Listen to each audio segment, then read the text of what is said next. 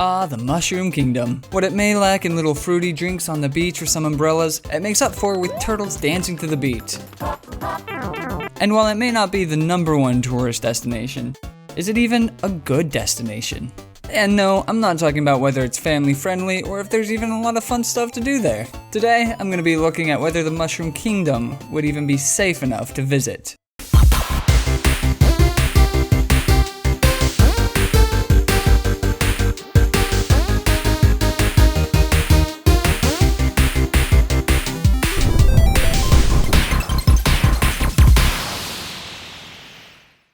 So how do you decide if a place is safe to travel to?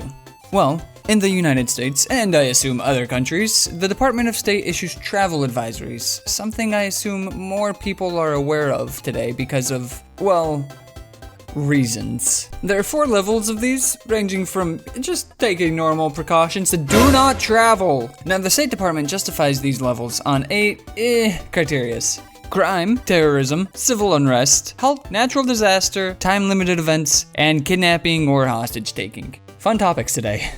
The last of these 8 is other, which is the reason that it's 8. This is basically just a catch-all so they can add anything else they really want. But the main 7 already cover a pretty wide gambit of reasons not to go somewhere, so let's just focus on those for now.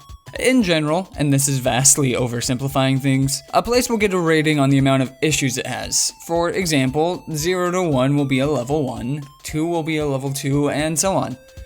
This is not always true, and frankly is often the exception and not the rule, but I need some way to rate these, so that's what we're going with. So how safe exactly would the Mushroom Kingdom be for a tourist? To be clear, I am going to be using the Mushroom Kingdom from the new Super Mario Bros. U Deluxe Very Premium Plus Ultra for the Switch, batteries not included, game, because it gives us a very solid look at most, if not all, of the Mushroom Kingdom, and is the one I own. The first one up is crime, and as far as crime goes, the Mushroom Kingdom's pretty safe. Yes, there is Bowser and his children, whose group could make up a type of mafia, I guess. And they do invade and take over castles as seen in Lemmy's Throw It Back Castle. But other than some trespassing and seizure, it's not so much organized crime as it is the rest of the Mushroom Kingdom's incompetence. And, oh yeah, we have Toad's rigged cannons that never shoot the 1-ups where I am and are always going where I was or just can't reach. What the heck, Toad? But otherwise it's mostly crime-free. Moving on, Bowser's many-thing, but a terrorist he is not. Or is he? Well, that's a video for another day. Real quick, terrorism is usually defined as engaging in acts of violence or threats to bring about some political or social goal. And now ask yourself, what exactly do we see Bowser doing in these games? Attacking the princess at the main Mushroom Kingdom, to, in some games, marry the princess or just take over the Mushroom Kingdom entirely. Presumably both. Violence? A political agenda? Yeah. Bowser's a terrorist. And they keep inviting him to parties! Well, I guess at least as compensation, we have our first indicator tick. What about civil unrest? Yeah, there's no great Goomba uprising, and I don't see the Church of the Holy Hammer staging a coup, but again, the princess who rules over the land is locked in a castle by this guy. And who, I ask you, would be Princess Peach's heir, were Mario to come up a little short?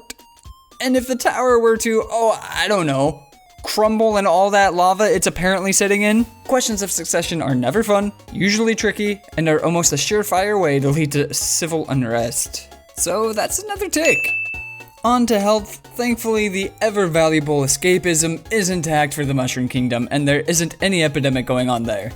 There is, however, the source of all life in the Mushroom Kingdom, I assume, being held captive behind a paywall of 100 coins, which is not great, and Toad! But I guess that isn't really enough to cause a tick on this indicator. At the time of visiting the Mushroom Kingdom, there's not really any natural disasters happening, or that even could happen. At first, I thought a volcano had formed under Peach's castle, but no, it's just Bowser turning water into lava. Maybe we need to take another look at the Church of the Holy Hammer. The category time-limited events is referring to stuff like elections, so this one's pretty easy. I mean, there's currently a giant turtle-based coup going on. Definitely not a good time to visit. I mean...